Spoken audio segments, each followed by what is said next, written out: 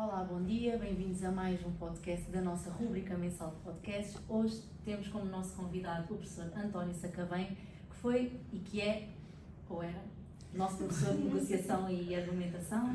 Eu acho que ainda sou. Que é nosso professor de negociação e argumentação, uma cadeira do segundo ano do curso de Direito. Obrigado, professor, por ter aceito o nosso convite, é um prazer ter aqui. Tenho muito gosto e parabéns pela vossa iniciativa. Então, hoje trazemos aqui um tema bastante atual, se é assim que se pode dizer, um tema que se tem falado muito, mas que ainda é talvez um ponto de interrogação para muitas pessoas, digamos assim. Não é muito explorado, apesar de estar a ser mais falado agora, pelo menos eu sinto isso, muito menos no mundo do direito.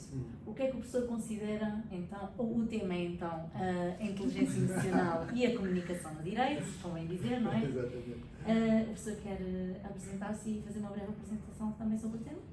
Sim, quer dizer, já disse tudo, não é? Sou professor também aqui na licenciatura de Direito, nesta área da negociação e da argumentação. Enfim, noutras licenciaturas na área das competências de comunicação, na área da liderança, criatividade e pensamento crítico, ver se vamos com esse tema. E sim, a inteligência emocional é hoje um ponto absolutamente fundamental. E é fundamental na área do direito, como é noutras áreas, porque sabemos que é fundamental para nós conseguirmos tirar mais e melhor de nós e dos outros também, conseguimos investir também no desenvolvimento da nossa inteligência emocional. E as pessoas perguntam, então, mas o que é essa coisa da inteligência emocional? E a inteligência emocional é a capacidade de identificarmos, de compreendermos e, sobretudo, de gerirmos as nossas emoções. E temos também uma consciência de que podemos influenciar as emoções dos outros, está bem? De acordo com a definição, é quase gerir as emoções dos outros. Se bem que eu acho que é colocarmos assim um bocadinho numa posição alta, não é? Estamos a gerir as emoções dos outros, quem somos nós para estar a gerir as emoções dos outros? Mas podemos gerir as nossas e influenciar as emoções dos outros.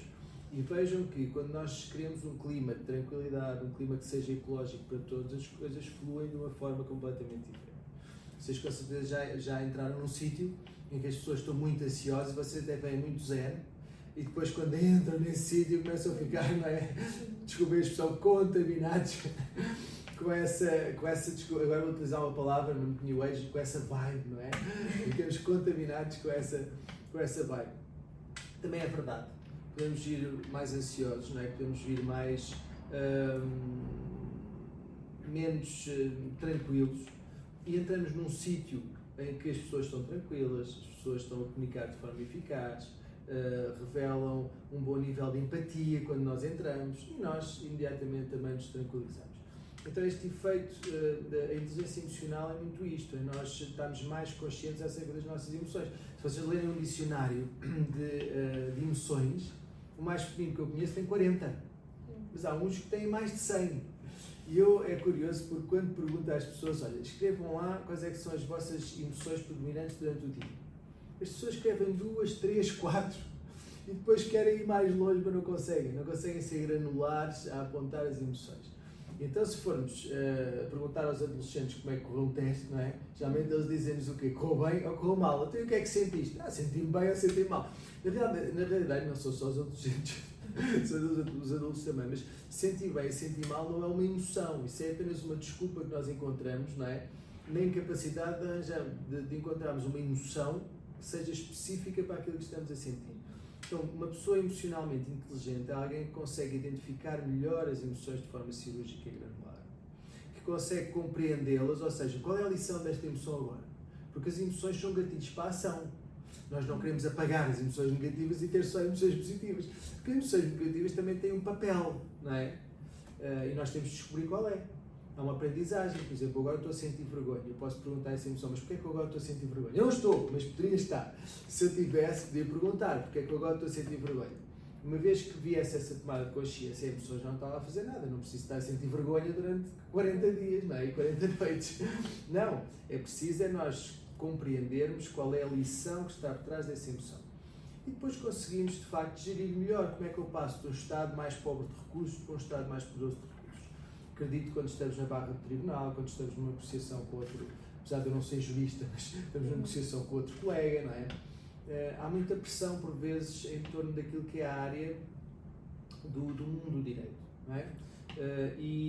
Por isso desenvolvemos a nossa inteligência emocional, é quase uma condição sine qua non para sermos melhores juristas, para sermos melhores advogados, melhores juízes, melhores procuradores, para sermos pessoas do direito numa empresa, não é?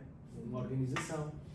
E por isso, até um estudo do Daniel Goleman, porque isto começou a surgir por volta dos anos 90, este conceito, é claro quando indica que, quando ele faz este estudo muito grande em mais de 500 empresas worldwide, que a inteligência emocional pode ser até mais importante do que o QI para antecipar a performance nas organizações. Não é na universidade, não é na escola, o QI é importantíssimo para termos boas notas. Aliás, o QI continua a ser muito importante, mas não se trata de escolher entre um e outro, trata-se de complementar e como é que eles podem apoiar para nós conseguirmos, de facto, ter uma performance de excelência.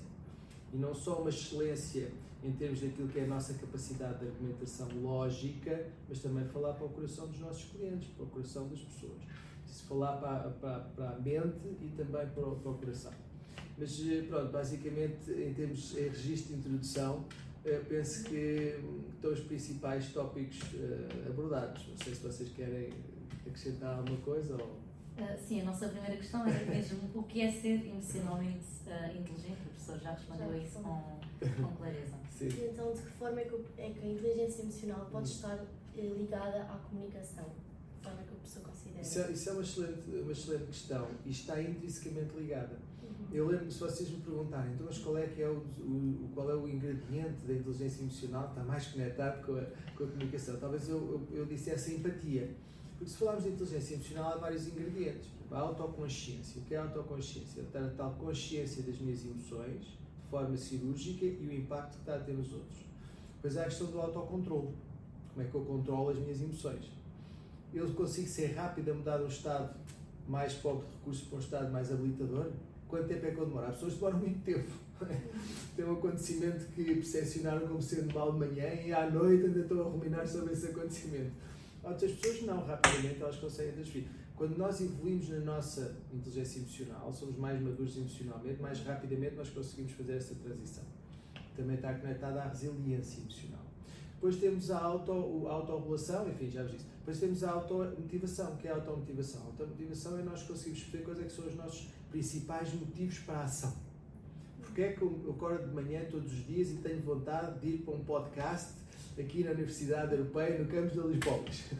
Porque é que motiva e o que é que me leva a acordar de manhã e querer ir para uma aula, ou querer concluir a minha licenciatura em Direito, ou querer ser tudo aquilo que merece ser na vida? É preciso ter claro qual é que é esse motivo. Para além daquilo que é meramente transacional. Claro que todos nós precisamos de dinheiro para viver, existe aqui uma questão de sobrevivência, mas se for só isso é pobre. E a automotivação convida-nos a pensar o seguinte: a motivação não vem só do exterior, das palmadinhas que nos dão nas costas, não é? De quando as pessoas nos reconhecem, quando está tudo a correr bem na nossa vida e essa influência exterior, enfim, envolve-nos, não é? Mas também vem do interior. Independentemente das circunstâncias externas, o que é que me leva a continuar a avançar, a perseverar? Qual é que é esse principal motivo? Este principal motivo é muito importante nós termos claro. Esse principal motivo até está muito ligado ao meu propósito, ao nosso propósito. Qual é o meu propósito para quem está em direito e querer contribuir e querer servir a comunidade? Não é? Então, essa automotivação é importante porque, para além da motivação externa, ela tem um efeito muito poderoso sobre nós. Uma pessoa emocionalmente inteligente está mais claro qual é que são esses motivos para agir. Se é motivação, nós podemos desmembrar a palavra, motivos para a ação. Quais é que são os meus motivos para a ação? Ninguém pode dizer. Não pode ser o meu pai ou a minha mãe a dizer-me, não pode ser o meu amigo, o meu namorado ou a minha namorada. Tem que ser sou eu que sou convidado a descobri-los. Está bem? Depois a questão da parte da inteligência emocional, que é mais a relação com os outros. A questão da empatia, é um aspecto importantíssimo, não é? Será que eu consigo me colocar no lugar do outro? Será que eu consigo permitir-me sentir um bocadinho o que ele está a sentir agora? Depois as competências sociais e de comunicação. Portanto, vocês veem que todas elas estão ligadas à comunicação, mas a empatia talvez seja aquela que seja mais relevante. Aliás, eu estava a ler um artigo há pouco tempo que dizia, estava a brincar com a palavra Chief Executive Officer, né? CEO, e a transformar a palavra Executive em Empathy, so Chief Empathy Officer. Tão importante é, em liderança, nós podemos de facto ser mais empáticos. E quem diz a liderança diz no nosso dia a dia, nos nossos relacionamentos. E quando falamos em empatia, não é só esta coisa de que nós percebemos cognitivamente o conceito. Eu sei o que é empatia, é pôr-me no lugar do outro. Mas não é só pôr-me no lugar do outro, eu permitir-me sentir um bocadinho daquilo que ele sente. Por exemplo, através de um melhor reconhecimento emocional, através das expressões faciais de emoção, da forma como a pessoa se comporta do ponto de vista não verbal, eu conseguir objetivamente perceber não só o que a pessoa me está a dizer, mas o que ela está a sentir para além das palavras. Isto é outro aspecto absolutamente fundamental. Se agora estou a fazer uma coisa ótima e que está muito relacionada com a comunicação e com a empatia, que é darem-me sinais de escuta. Se vocês, em vez de estarem a acenar com a cabeça, a sorrirem para mim e a terem um desejo genuíno que revelam de que eu consiga retirar o melhor de mim ao serviço deste podcast e tivessem as duas distraídas ou a tentar, ou a cochichar uma com a outra, não até nem tinha que ser numa perspectiva negativa, mas tinham algo para dizer, naturalmente que eu poderia distrair-me e não entrava em contato com os recursos internos para vos poder servir tão bem. Então aqui a questão da empatia também é escuta ativa, e não é só eu estar a escutar ativamente, é a forma como eu sinalizo isso para o outro. Vocês sabem que nós podemos sinalizar isto de diversas maneiras, já disse algumas, a questão do acenar com a cabeça, o sorrir, o tirar notas. Antes de eu me precipitar para querer acrescentar alguma coisa, eu posso fazer uma pequena síntese daquilo que o outro disse, não é? E até questioná-lo, foi isso, percebi bem, chegou-me bem a sua mensagem, ou até repetir as últimas palavras da outra pessoa. Por isso, também a questão da escuta ativa não é só a escuta ativa, é a sinalização dessa escuta ativa. E não é só escutar, é observar como vocês perceberam. Então, as pessoas por vezes dizem, eu estou bem, mas vocês percebem que a pessoa não está tão bem, não é? E fazem a pergunta outras vezes, tudo bem, mas há uma coisa que, queres ir tomar um café? Já tomaste um café? E depois nesse café, de uma forma mais descontraída, posso voltar a aprofundar. Porquê? Porque eu li, porque eu procurei reconhecer no outro o que ele está verdadeiramente a sentir, para além do que ele diz. Ele pode dar uma resposta de circunstância. O meu cliente pode dar uma resposta de absoluta circunstância. E eu preciso mesmo de saber aquilo, senão eu não posso ajudar, não posso contribuir. Então, para além das palavras, é preciso eu perceber e reconhecer melhor as emoções do outro através da comunicação não verbal. Mas a destacar, de facto, a empatia, essa empatia afetiva de reconhecimento emocional, mas também a empatia somática. E o que é esta empatia somática? Eu, de facto, procurar sentir um bocadinho aquilo que são as emoções do outro. O que é que ele está a sentir agora? É frustração? É tristeza? E um dos recursos que hoje nós temos para ancorar esse processo e desenvolvermos enquanto pessoas, porque tudo isto é inteligência emocional, há uma boa nova, é que nós podemos desenvolver a inteligência emocional. Estudo após estudo diz que nós podemos desenvolver a nossa inteligência emocional. E, por isso, por exemplo, a espelhagem comportamental permite-nos, de facto, sentir um bocadinho daquilo que o outro sente. Está bem? Eu mimetizar a linguagem corporal do outro, a voz do outro, até as palavras, isso pode-me ajudar a entrar dentro da sua realidade emocional. Portanto, existem os recursos que me permitem também sentir um bocadinho daquilo que o outro sente. É importante. E há pessoas que dizem assim, então, mas porquê é que eu hei de sentir aquilo que o outro sente? Quer dizer, ele está cheio de emoções negativas, ou ela, e portanto, porquê é que eu hei de querer isso? Claro, se eu tenho um cliente à minha frente, eu quero, ao associar-me a essa realidade emocional, eu mais facilmente consigo comunicar de forma eficaz. Consigo chegar a ele de acordo com o seu próprio mapa mental e emocional, e com isso ser mais eficaz, ter uma comunicação mais influente, mais fluida. Eu não posso preparar testemunhas, isso não é ético, mas eu devo preparar o meu cliente, também, para aquilo que ele vai enfrentar, por exemplo, na barra do tribunal ou qualquer outra circunstância. E para isso eu tenho que compreender também a mim próprio e, sobretudo, chegar a ele dentro daquilo que é a sua leitura de realidade. Porque há aqui um conceito importante em comunicação, o que é o conceito de comunicação gerar percepção. De facto, a comunicação gera uma percepção nos outros. Só que a percepção neste momento que vocês estão a retirar da minha comunicação não é, provavelmente, a mesma. Ou seja, pode ser semelhante, mas de acordo com os vossos mapas mentais, vocês estão a percepcionar a minha comunicação de forma diferente. Assim também é com as pessoas que nos estão a ver ou a ouvir. E isso tem a ver com o quê? Tem a ver com os nossos objetivos, com as nossas crenças, com os nossos valores, tá bem? Nós chamamos a isto os filtros perceptivos. E ao termos mais inteligência emocional e termos mais empatia, e desculpem utilizar agora esta metáfora, nós podemos baixar os filtros, nós podemos influenciar, baixar estes filtros da outra pessoa para conseguir chegar a ela de forma mais clara. Comunicação eficaz é trazer clareza, é preciso clareza. Essa clareza pode ser uma clareza individual one-to-one, mas também pode ser uma clareza num grupo. Está bem? Nós precisamos dessa clareza e, por isso, a compreensão de nós próprios e do outro é absolutamente fundamental. Tá bem? Mas a destacar seria a empatia, sendo que todas as outras estão a dar-lhe esse apoio para nós podermos comunicar de forma mais eficaz. Professor, quanto a isso que o professor acabou de dizer, é mesmo aquela famosa frase de a mesma frase para diversas pessoas pode ter significados diferentes. Exatamente, eu até costumo por vezes lançar um desafio, ou nas aulas que dou, ou nos advisings, ou nas formações, etc., que é pedir às pessoas que estão numa sala para desenhar essa sala em 2 ou 3 minutos. E quando nós vemos, e depois peço para compararem os desenhos, e nós vemos que há desenhos tão dispares. Não tem só a ver com a competência da pessoa para desenhar, fica claro. Não, é aquilo que a pessoa releva na sala. Se dá mais ênfase aos outros colegas, ou ao professor, ou ao formador, ou se dá mais atenção às portas de saída e de entrada, às janelas, a quantas cadeiras e quantas mesas, ao teto, sabe lá mais eles o quê. E as pessoas, uma coisa que nós percebemos sucessivamente é que as pessoas dão ênfase a pontos diferentes. E daí os desenhos também surgem de forma diferente. O mesmo acontece ao nível da narrativa, que era o exemplo que a Inês estava a dar. A frase é a mesma. Portanto, para alguém que se coloca apenas na posição do observador objetivo, todos compreendem da mesma maneira. Mas isto não existe, este observador objetivo tal como nós vemos. Não.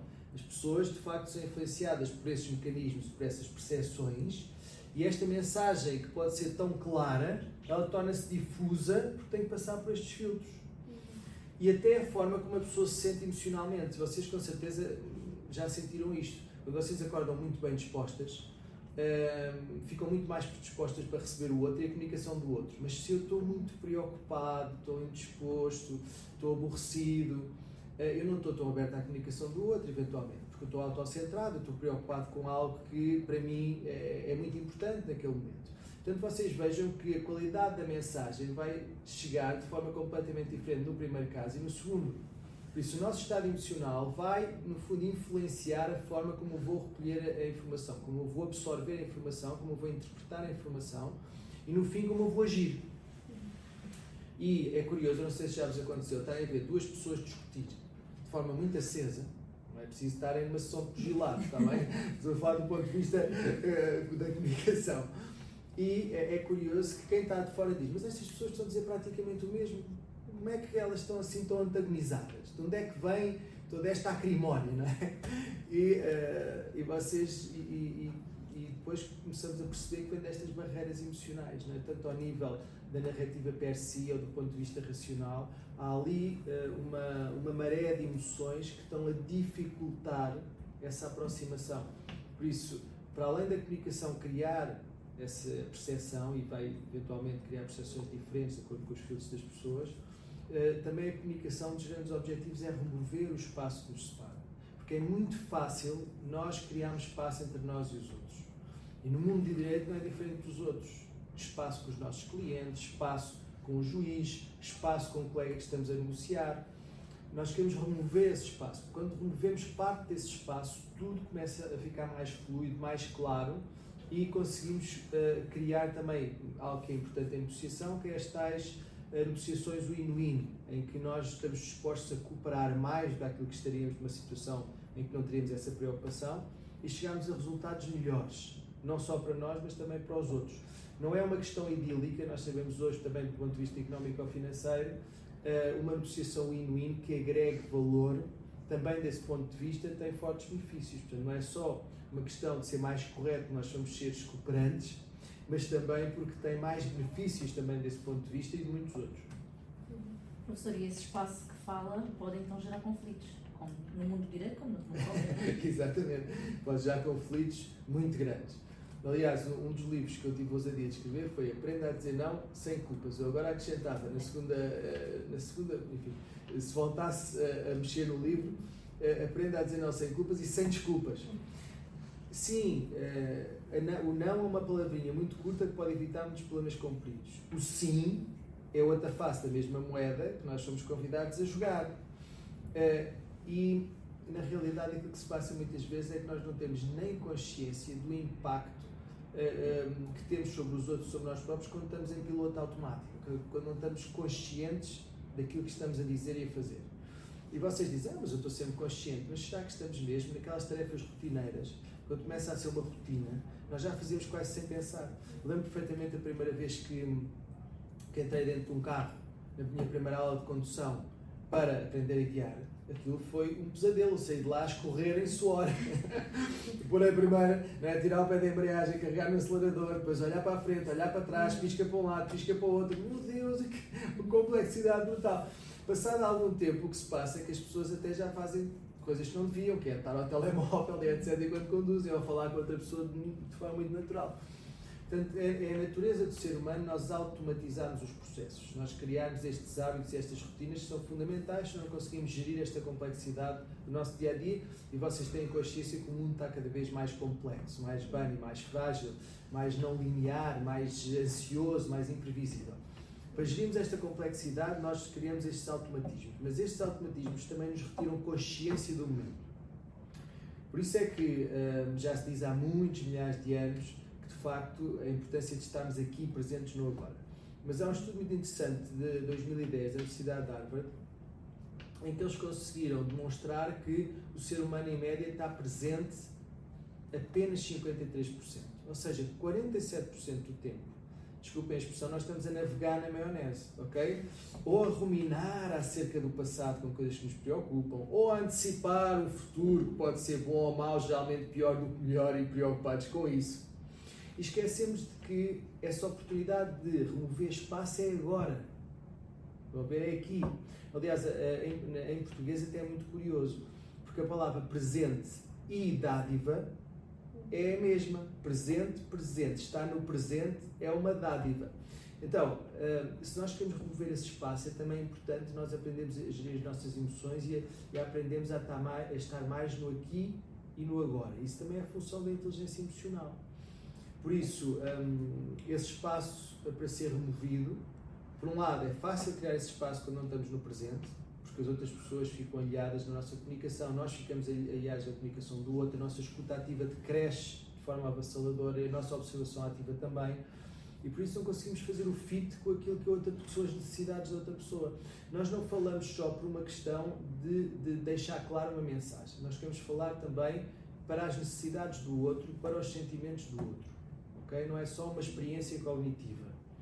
Então, o que é que eu quero dizer com isto? Queremos, através da arte de convencer, através da lógica, dos argumentos válidos, desejavelmente não utilizando falácias, conseguimos convencer através da lógica e falarmos diretamente para o cérebro das pessoas, metaforicamente falando, mas depois também queremos persuadir, através da comunicação não verbal, do storytelling, da linguagem enfática, entre outros ingredientes.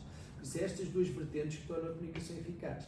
É falar para a cabeça e para o coração das pessoas, para a vertente racional e emocional. E não temos que escolher. Eu lembro no passado de ouvir muitas vezes dizer trabalho é trabalho, conhaque é conhaque. E isto para dizer às pessoas que não podiam trazer emoções para dentro da organização. Não, as emoções estão lá, a menos que nós amputemos, não é? O cérebro reptiliano e o sistema límbico, não é? As emoções estão lá. Nós somos seres humanos e essa é uma condição do humano. Então, para termos essa comunicação eficaz e para removermos espaço, somos convidados a convencer e a persuadir, através de argumentos lógicos e através de um conjunto de ingredientes de caráter emocional que vão facilitar essa comunicação. Eu acho que o professor de alguma forma já respondeu isto, mas na sua opinião, qual é que é o impacto da comunicação e da inteligência emocional na resolução de conflitos no mundo do direito? Sim, reparem, um dos modelos mais conhecidos para transformar, como eu costumo dizer, o conflito em produtividade, chama-se Non-Violent Communication. Tem 4 passos. O primeiro é nós conseguimos basear-nos em factos e não juízos de valor. Isto tem tudo a ver com o mundo direito, não é? Nós desenvolvemos um determinado mindset que nos permite alicerçar os nossos argumentos em factos. Chegas sempre atrasados, não é verdade? Pelo menos houve uma vez, durante aqueles 10 anos, em que a pessoa conseguiu chegar a horas ou minutos antes. Mas utilizamos o sempre ou o nunca para tentar manipular o outro, para intensificar a nossa narrativa e o discurso e o nosso tom. Então, uma das principais coisas que cria conflitos é nós trazermos esse juízo de valor em vez de factos que podem ser observáveis por todos. Qual é que é a forma mais fácil de identificar? Imaginem uma câmara, não é?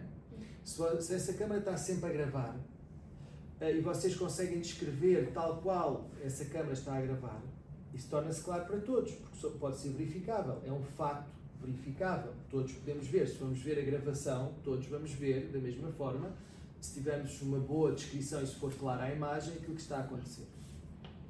Não vou dizer que esta mesa é amarela, não vou ser especialista, não. Esta mesa é branca, e se virmos uma gravação, todos nós vamos concluir que esta mesa é branca e é um facto que esta mesa é branca.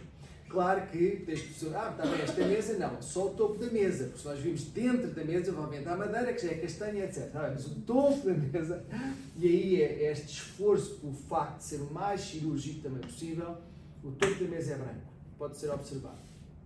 O juízo de valor já é uma coisa difusa, porque a pessoa pode interpretar, posso dizer, tu nunca lavas os dentes, a um filho meu, não é? Lavas os dentes de manhã, como é que é possível isso? Não é verdade? Quando a minha lava sempre. Mas eu podia dizer, claro que não, pai, eu lavo, claro que lavo os dentes, tu é que não vês. Ou tu nunca estudas, até pioras, claro que estudo, pai. Tudo isto são juízos de valor. Eu posso dizer o seguinte, não, tu não tens estudado pelo menos 3 dias antes do exame, ou eu posso dizer, não tenho visto a estudar 3 dias antes do exame. Isto já é um facto observável, está bem? Agora a questão do juízo de valor traz muito espaço e favorece o conflito. Portanto, o primeiro passo é trazermos factos em vez de juízos de valor. E para isso é preciso ter muita consciência, porque parece fácil, mas não é. É preciso treino. O segundo ponto, o segundo passo é a questão dos sentimentos. É eu permitir-me transmitir aquilo que estou a sentir agora. Ou seja, eu observo isto e com base naquilo que eu observo, eu estou a sentir isto.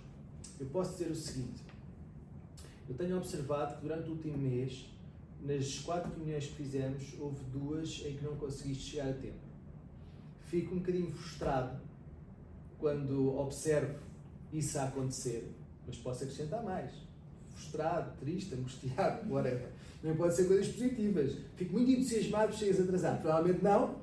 Poderia ser, por algum motivo que eu agora não estou a conseguir escrutinar qual. Mas, de qualquer maneira, permitir-me falar um bocadinho sobre as minhas emoções. Porque se eu não me permito a falar sobre as emoções, como é que eu quero que o outro também se permita a falar disso? Isso é parte também aqui importante da inteligência emocional. E depois as necessidades, terceiro passo, identificar necessidades. Olha, eu reparei que houve 2 reuniões em que tu não conseguiste chegar a tempo. Fico um bocadinho frustrado e angustiado com isso, porque eu tenho necessidade de organização. Tenho necessidade de alguma disciplina e de estrutura nesta equipa. Organização, disciplina, estrutura. Isto são necessidades humanas, como é a necessidade de pertença, que é uma das necessidades mais importantes que nós temos. Se vocês conseguirem fazer os vossos clientes sentir-se verdadeiramente pertença dessa relação profissional que estão a criar com eles, mais facilmente eles se abrem, mais facilmente eles são sinceros. Reparem, uma das principais necessidades do ser humano é a pertença, porque nós temos um medo incrível de ser rejeitados. Se nós vimos hoje, nós chegamos onde chegamos, enquanto espécie, não por ter vestidos mais altos, os mais rápidos ou os mais fortes, mas porque lá atrás, pelo menos há 200 mil anos atrás, nós começámos a organizarmos como tribos, não é? E enquanto uns caçavam, os outros protegiam a tribo, enquanto uns dormiam, os outros protegiam a tribo. Nós conseguimos chegar onde chegamos porque somos seres sociais, aprendemos a cooperar.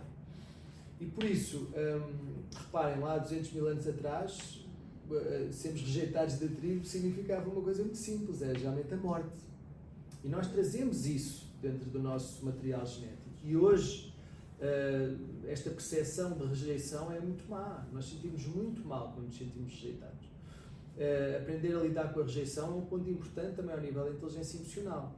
Mas nós não queremos fazer os outros sentir-se rejeitados, para não. Nós queremos é criar um ambiente de inclusão, certo? Queremos que as pessoas se sintam incluídas e pertençam a um determinado grupo. Isso diz respeito à minha relação com o cliente, na minha relação com os meus colegas, no decorrer de uma negociação, nas mais diversas circunstâncias. E por isso a necessidade de pertença é muito forte. Mas há um conjunto de outras necessidades. A necessidade de eu ser autêntico, a necessidade de eu não me sentir uma fraude. Fala-se muito agora do síndrome do impostor. Já ouviram falar ou não? Em que a pessoa, não é, para o mundo exterior monta uma determinada imagem, mas ela sabe no seu interior que não é nada daquilo. É apenas uma persona, mas uma persona muito distante daquilo que é, de facto, a minha essência. E é evidente que isto tem consequências. tem consequências logo à partida, porque eu percepciono como sendo artificial, isto vai ter um impacto no outro. Tendencialmente ele vai percepcionar também algum grau de artificialidade em mim. E a necessidade de autenticidade é muito importante, a necessidade de eu me permitir ser vulnerável. Claro que existe uma parte da vulnerabilidade que é negativa, não me quero vulnerabilizar perante alguém que está muito alto no espectro da psicopatia, que é um manipulador e etc. Mas há uma parte positiva da vulnerabilidade, em que me permite conectar verdadeiramente com o outro e em que me permite contar uma pequena história de mim próprio. Isso também exige autoconfiança. Essa vulnerabilidade é importantíssima para a conexão humana. Mas para isso a outra pessoa e eu temos de nos sentir incluídos no espaço de segurança psicológica, senão como é que eu me vou permitir a ser vulnerável, não é? Então esse terceiro passo é as necessidades, é eu falar sobre as minhas necessidades. Então já vimos a questão factos em vez de julgamentos, ok? Ou juízos de valor. Depois falar um bocadinho das minhas necessidades e depois falar, dos sentimentos e depois das necessidades. E por último concluir com um pedido. Nós muitas vezes esquecemos de utilizar este último passo, que é o pedido. Não é uma ordem, não é? Por isso a partir de agora vai chegar a horas. Não. Verifiquei que nestas últimas 4 reuniões deste mês houve 2, não tiveste a oportunidade de chegar a tempo. Sinto-me um bocadinho frustrado e apreensivo. Tenho necessidade de organização, de disciplina e de estrutura dentro desta equipa e por isso eu peço que faças um esforço na próxima reunião de chegares 15 minutos antes. Assim vais eventualmente conseguir prevenir um conjunto de incidentes, como por exemplo o tráfego mais pesado, etc. E conseguires ultrapassar e mostrares a ti próprio que és capaz de chegar a horas. O que é que tu achas? Eu faço uma pergunta. Torna esta comunicação mais empática, mais habilitadora e mais inclusiva. Porque eu me baseio em factos e não em juízos de valor. Portanto, eu não estou a tentar manipular ninguém, estou a tentar influenciar. Estou a falar de sentimentos, portanto também dou ao outro. É como se estabelecesse, é como se convidasse o outro a fazer o mesmo. Vou ao ponto de tocar as suas necessidades, que são, as necessidades são talvez dos fatores que justificam mais porque é que nós estamos motivados ou desmotivados. Geralmente quando estamos motivados nós estamos a satisfazer as nossas necessidades e quando estamos desmotivados não estamos, ou pelo menos as principais. E depois o pedido muito concreto. E esse pedido deve ser claro, como a água, não é? Cristalina, da montanha. Claro, é preciso clareza. Ser claro, um pedido claro, empático. E depois devolvemos com uma pergunta, terminamos com uma pergunta para escutar o outro lado e como é que ele sentiu essa comunicação. Por isso vejam 4 passos tão simples, mas ao mesmo tempo tão estruturantes e vocês podem utilizar tanto do ponto de vista verbal como no e-mail, como uma comunicação escrita, seja ela de que ordem for. Presencialmente, como estamos agora, ou remotamente. É um hábito que nós criamos. A aplicação deste modelo, posso-vos dizer que utilizo recorrentemente, em especial quando eu recebo um e-mail e começamos a sentir uns certos calores, não é? E queremos precipitar-nos para ir responder àquele e-mail com as mãos muito tensas, assim, a bater o teclado. Mas é nesse momento que nós somos convidados a fazer a restrição e dizer assim, não é para já. E quando deixamos para o dia seguinte ou para umas horas depois, nós já dizemos, não, talvez a melhor forma de fazer isto é utilizando o modelo, porque os modelos existem e são estudados para nós sermos tentados a utilizá-los. Por isso também transpor o melhor que a ciência tem para a prática, testarmos e vermos como é que funciona. Por isso sim, é importante a comunicação, é importante a clareza e na gestão de conflitos uma comunicação eficaz. Por exemplo, através da aplicação deste modelo é fundamental e vê-se resultados muito positivos e não só no mundo direito, como enfim, no mundo das organizações na generalidade. Professor, de que forma é que acha que essas habilidades podem ser conquistadas? Porque o professor estava, efetivamente, agora a fazer uma listagem e a dar exemplos de situações que até mesmo no nosso dia-a-dia são muito complicadas de pôr em prática. Sim. Exatamente.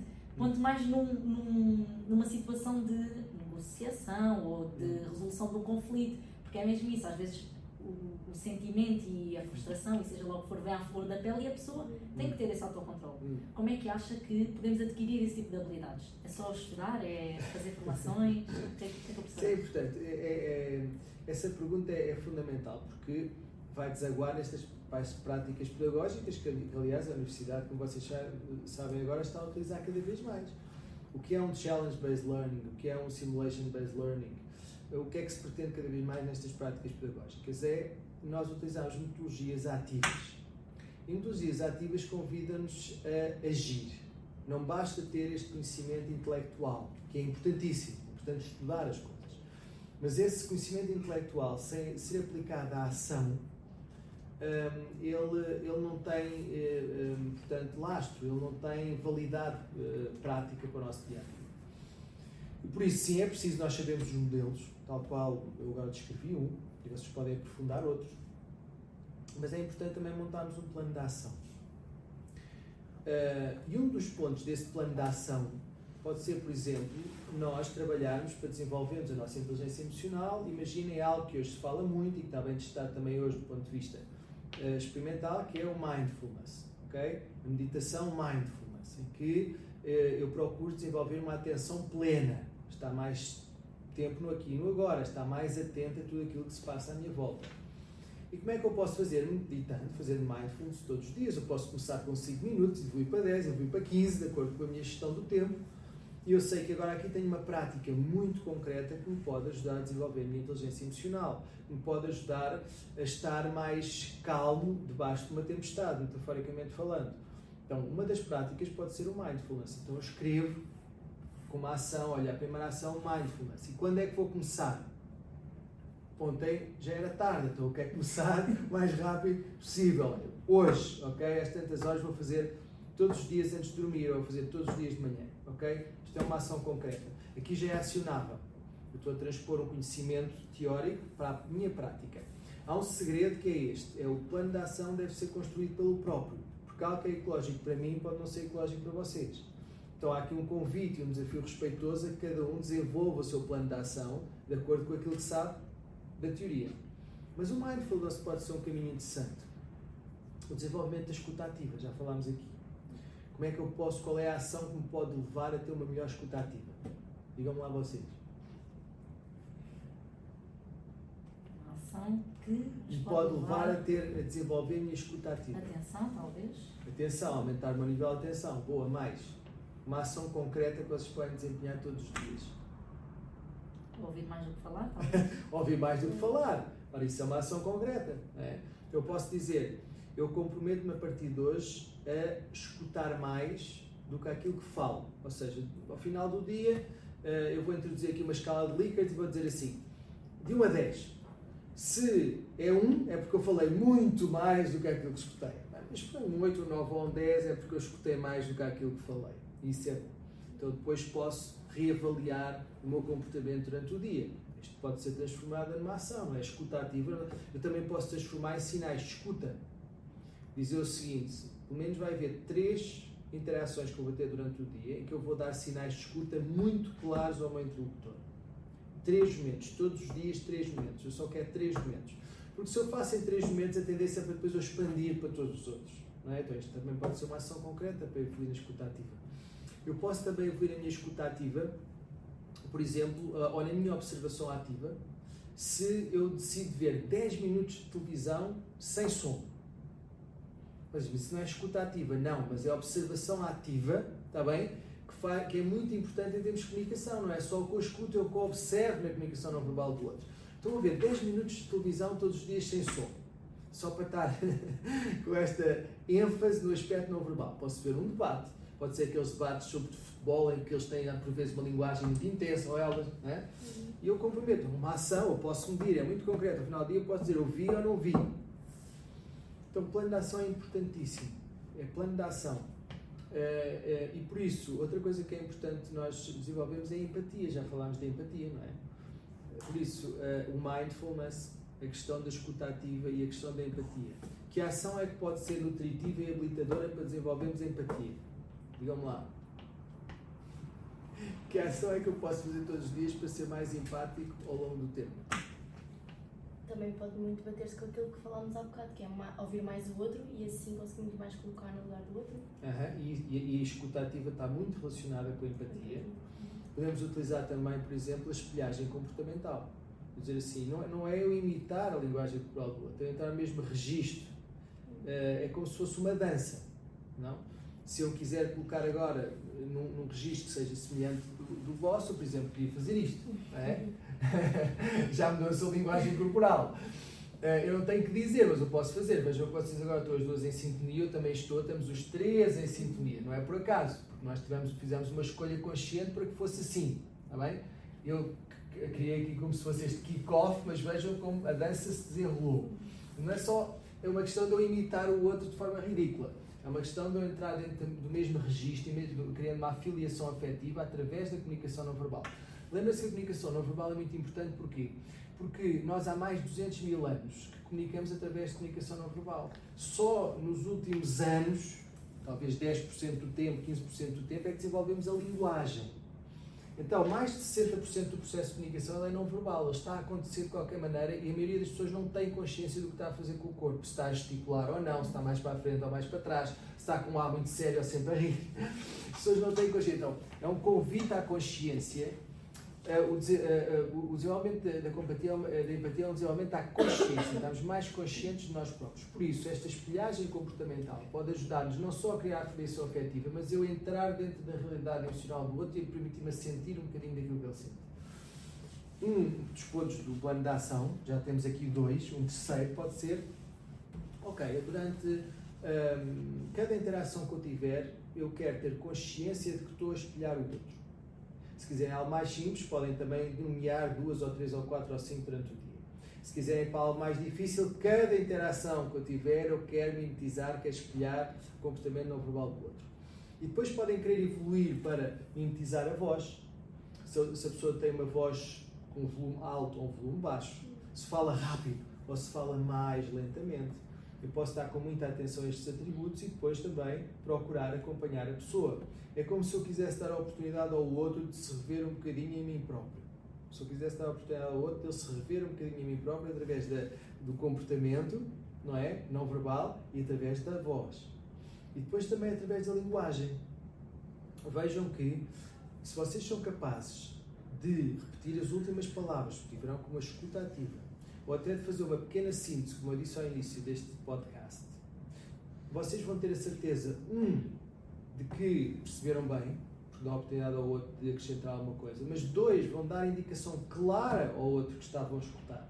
Eu estava há tão pouco tempo com uma pessoa que conheci naquele momento, e ela fez um backtracking, ou seja, uma síntese tão boa daquilo que eu disse em quase 10 minutos, que eu fiquei, de facto, extremamente impressionado. Fiquei verdadeiramente entusiasmado e a querer continuar a conversa com aquela pessoa. Porque ela, de facto, teve um comportamento delicioso, foi ter uma escuta ativa radical e conseguiu mimetizar tão bem, expor tão bem aquilo que eu tinha dito. Senti-me profundamente incluído, respeitado. E nós todos conseguimos fazer isso, mas é preciso termos planos de ação. Sabemos que a inteligência emocional pode ser desenvolvida, então com um bom plano de ação e com um bom lastro teórico, nós conseguimos então evoluir enquanto seres humanos. Por isso, claro que não é só depois agir sem consciência. Consciência nós vamos buscá-lo aqui e agora e é aquilo que estudamos. Mas é preciso termos planos de ação muito concretos. Nós somos convidados a desenhá-los. Nós próprios a desenhar os nossos planos de ação para serem ecológicos para nós. Quando nós impomos um plano de ação a outra pessoa, vai haver tendencialmente algum grau de reatividade. É quando nós queremos impor ao outro um objetivo. Eu posso fazer questões e guiar essa pessoa em torno da importância de estabelecer um objetivo, mas deixar e dar-lhe o espaço que para ela é útil, para que ela defina o seu próprio objetivo. E depois que ela tenha a percepção de como é que o seu objetivo cabe no objetivo mais amplo do grupo. Então a pessoa pode dizer, uma coisa muito simples, o meu objetivo são 10 vendas este mês. Mas quando eu mostro o objetivo mais amplo do grupo, estão lá 1000 e cada pessoa em média faz 100. Então essa pessoa pode questionar-se, se calhar eu quero ver o meu objetivo, porque se os outros conseguem, eventualmente eu também consigo. Eu posso perguntar, então como é que gostaria de rever o seu objetivo? Se calhar, como eu sou ainda rookie, vou pôr 50 e não sei se me vão ajudar ou não. Se eu disser, sim, aqui o ambiente é muito inclusivo e nós apoiamos as pessoas, formação, vai andar uma pessoa consigo na rua, vai acompanhá-lo, vai dar o exemplo, vai dar todo o apoio que precisa. Então assim, se calhar ao final do 3º mês eu já consigo estar nos 75 e se calhar ao final do 1º semestre já consigo estar como os outros colegas estão. Excelente! Eu fui colocando questões, fui mostrando todo e a pessoa foi criando o seu próprio plano de ação na sua tentativa de se incluir no todo, mas dei-lhe o espaço que ela precisava. Na interação com os nossos clientes, nós também podemos fazer isso, não é só fazer aquelas questões para apurar os factos e para montar um determinado argumento mais lógico e mais à prova de bala possível para chegarmos a um determinado resultado que nós queremos. É importante dar espaço às pessoas, comunicarmos, conectarmos verdadeiramente com elas. E depois há aqui um outro aspecto, que é o aspecto que acho que é importante focar, que é o aspecto da gestão de emoções. Claro que um decisor quer apoiar-se quase exclusivamente naquilo que são factos e os factos, mas nós não somos inteligência artificial. Aliás, apesar de ela estar cada vez mais incluída no mundo do direito, ainda não somos. Um juiz ainda não é, portanto, um robô. Portanto, ele também vai ser, vou dar um exemplo, podem ser outros, também vai ser influenciado por estas questões de gestão de emoções. Se está um cliente vosso, mal vestido, com tatuagens à mostra, com brincos no nariz, com o cabelo todo, portanto, despenteado, com roupa rota em última instância, com uma postura extremamente desrespeitosa no tribunal, naturalmente isto vai influenciar a percepção do juiz, e por muito que ele queira decidir só com base em factos e só em factos, inevitavelmente ele, ao ser um ser humano, também vai ser influenciado por estas percepções. Por isso, a preparação do cliente não é só o que ele vai dizer, é a forma como ele vai dizer aquilo que vai dizer. E aqui o aspecto da comunicação, a comunicação torna-se de facto, nós abraçamos lá agora o seu aspecto mais alargado, naquilo que são as suas dimensões não verbais e nas suas dimensões verbais. Como é que vocês querem de facto preparar melhor um cliente se eu próprio não faço isso comigo? Se eu não tenho mais consciência daquilo que digo, mas como eu digo aquilo que digo. Tom de voz, comunicação não verbal, expressões faciais de emoção, a forma como me visto. Até a questão da psicologia das cores é tão interessante. Vejam, por exemplo, que o azul escuro geralmente está percepcionado, não é? Está ligado à credibilidade. Imaginem que vocês estão a defender um crime de sangue e vão vestidos ou vestidas de vermelho. Se calhar não é a cor enfim, mais desejável para o objetivo que vocês têm. Não é nada contra o vermelho. É porque se calhar não é a cor mais que vai ajudar a criar a percepção mais habilitadora para quem vai poder decidir. Por isso, tenham atenção que não é só o ser, é a forma como também nós partilhamos essa mensagem. Não é só a essência, é a forma como nós comunicamos essa essência. Vou dar-vos outro exemplo. Eu sou o mesmo António Sacavém, quando estou a dar uma formação ou uma tecnológica, ou quando estou no Instituto Universitário Militar ou na Academia da Força Aérea. Mas quando estou nestes dois últimos, geralmente vou de fato e gravata. Quando estou numa tecnológica daquelas completamente out of the box, às vezes vou com uma t-shirt e com um casaco só. Eu sou a mesma pessoa, com os mesmos valores e com os mesmos princípios, mas eu procuro ajustar-me à cultura daquela organização para dar mais uma vez a oportunidade das pessoas se reverem em mim e de eu ser abraçado e de eu ser acolhido e, portanto, possa tirar mais e melhor de mim para os servir. Então, é importante nós, de facto, sabermos gerir também essas impressões.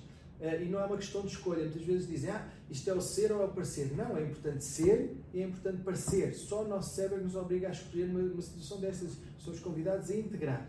É o ser e é o parecer. É diferente, é percepcionado de forma diferente o aluno que se senta recorrentemente na primeira fila, que tira apontamentos, faz perguntas, okay, que dá sinais de escuta. Um aluno que chega atrasado, se senta na fila de trás, não tira apontamentos nenhuns, está distraído, inevitavelmente ele vai ser percepcionado de forma diferente, não só diante do professor, mas diante do resto da equipa. Provavelmente ele está a tentar ser validado, ou está a tentar validar uma determinada persona, não é? Do rebel, por exemplo, do rebelde, ou de outra coisa qualquer, e essa validação pode ser junto do professor ou junto da própria equipa.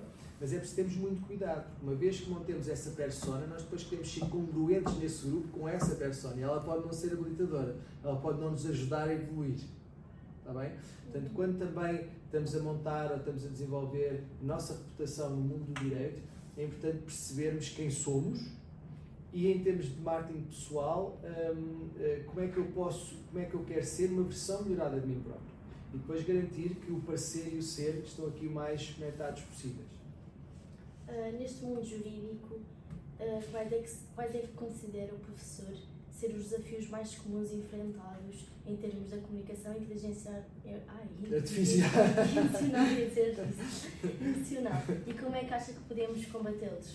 Sim, acabam por ser transversais, mas é verdade que no mundo do direito exige uma particular intensidade, pressão, não é? Em determinadas circunstâncias, há vários momentos da verdade. Por isso, gerir as emoções sob pressão acho que é muito importante, acho que uma tempestade. Conseguir ter empatia, mesmo nos momentos mais difíceis. Conseguir ter uma comunicação clara, mesmo quando vocês estão mais estressados. Isto é importante, porque vai haver também o debate. Há momentos de debate.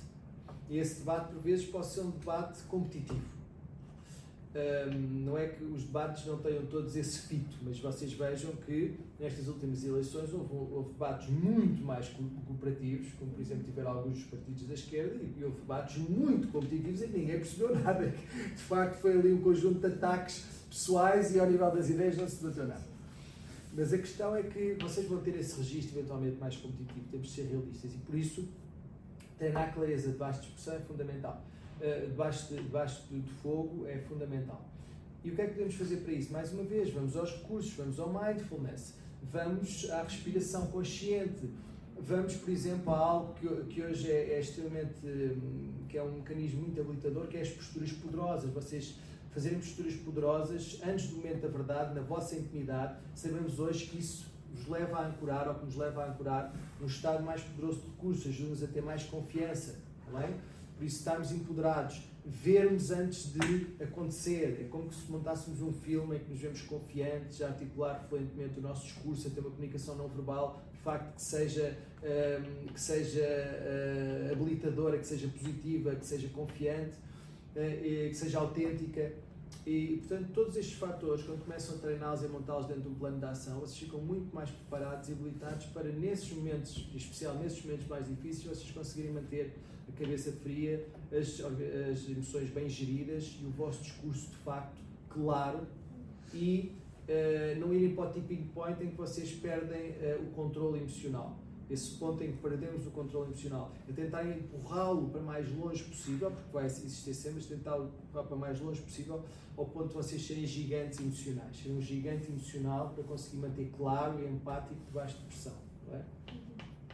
Ou seja, professor, de forma a contribuirmos para a construção de boas relações com os nossos clientes, é importante sempre ter por base tudo isso que o professor teve a dizer, tanto a empatia, como uma comunicação clara, como uma comunicação não verbal, tudo isso vai dar ao mesmo, ou seja, vai contribuir para uma boa relação. Sim, e por isso, se nós aqui quisermos encapsular, é algo que tem muito a ver com a comunicação há mais de 2000 anos, que é um modelo aristotélico, vocês vejam que há o pathos, que é a questão da conexão emocional, está bem? Através do storytelling, linguagem enfática, a questão da comunicação não verbal.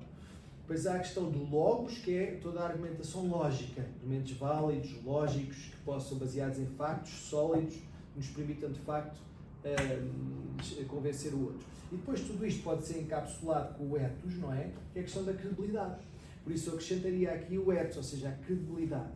Eu desenvolver de facto uma versão melhor de mim próprio, que eu sou cada vez mais credível, de facto pelos sucessos passados que estou a construir,